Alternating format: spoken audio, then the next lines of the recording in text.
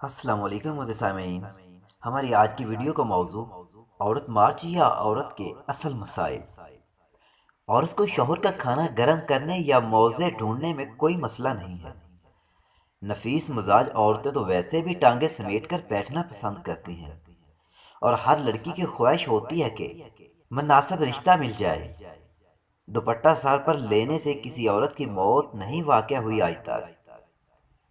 آج کل کتنی عورتوں کے 10 بچے ہوتے ہیں۔ شاید ہو کہ عورت بچہ پیدا کرنے کی مشین ہے، تو جب یہ مسائل ہماری عورتوں کے ہی نہیں، عورت مارچ والے کس ملک کی عورتوں کے مسائل یہاں ڈسکس کر رہے ہیں۔ اصل مسائل تو یہ ہیں۔ عورت کا دکھ یہ ہے کہ تیزاب گردی ہوتی ہے۔ عورت کا دکھ یہ ہے کہ پسند کی شادی پر قتل ہو جاتی ہے۔ عورت کا دکھ تو یہ ہے کہ اگر وہ طلاق لینا چاہے وہ بالکل نہیں لے سکتی۔ عورت کا مسئلہ یہ ہے کہ وہ اپنا رشتہ نہیں بیچ سکتی۔ عورت کا دکھ یہ ہے کہ بھلے وہ کیسے ہی تعلیم یافتہ ہو، اسے جہیز لے جانا ہی ہے۔ عورت کا دکھ یہ ہے کہ وہ محلے کے بدماشوں کی شکایت اپنے باپ بھائی سے نہیں کرتی اور کرنے سے ڈرتی ہے۔ عورت کا مسئلہ یہ ہے کہ مرد کی توجہ اس پر پڑ جائے تو یقین رکھا جاتا ہے کہ عورت نہیں ورغلایا ہوگا۔ عورت کا مسئلہ یہ ہے کہ روٹی گول نہ ہو تو بوریا بستر گول ہو جاتا ہے۔ عورت کی غلطی کو زمانہ معاف نہیں کرتا۔ کوئی میرا جسم میری مرضی کا ایڈوکیٹ مجھے آگے بتائے کہ انہوں نے معاشرے کو ان سب چیزوں سے ہٹانے کے لیے کیا قدم اٹھائے ہیں۔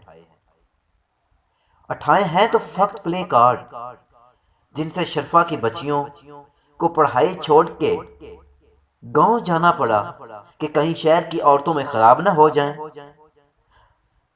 عورتوں کا مسئلہ یہ ہے کہ زیادہ تعلیم ہونے کو اس کی عمر کے زیادہ ہونے اور دماغ خراب ہونے کی دلیل سمجھا جاتا ہے۔ عورت کا مسئلہ یہ ہے کہ اس کی نوکری کو اس کی بدکرداری کی دلیل مانا جاتا ہے۔